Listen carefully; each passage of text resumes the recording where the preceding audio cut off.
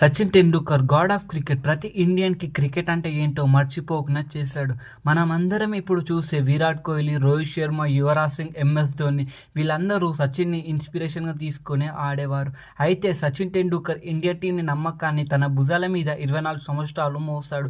సచిన్ టెండూల్కర్కి 16 సంవత్సరాల వయసు ఉన్నప్పుడు లెజెండరీ ప్లేయర్స్ అయిన కపిల్ దేవ్, అజరుద్దీన్, రవి శాస్త్రి లాంటి సీనియర్ ప్లేయర్స్తో ఇండియన్ టీంలో ఆడడం స్టార్ట్ చేశాడు. ఎన్నోసార్లు ఇండియన్ టీంకి నమ్మకం లేనప్పుడు, ఆశలు పోయినప్పుడు సచిన్ ఒక్కడే అండగా నిలబడేవాడు.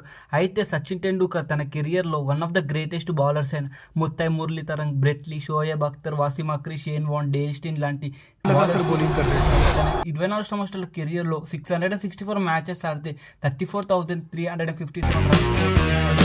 అలాగని ఇంకా ఎవరు ఊహించినట్టు తన కెరియర్లో 100 సెంచరీస్ స్కోర్ చేశాడు. సచిన్ ఒక బ్యాట్స్మెన్ కాకుండా బౌలర్ లాగా కూడా టీంకి అవసరం ఉన్నప్పుడు ఇంకా తన కెరియర్లో 201 ఇంటర్నేషనల్ వికెట్స్ తీశాడు. సచిన్ టెండూల్కర్ క్రికెట్కే గాడ్గా మారిపోయాడు. ఈ వీడియో మీకు నచ్చితే లైక్ కొట్టి మన ఛానల్ని సబ్స్క్రైబ్ చేసుకోండి.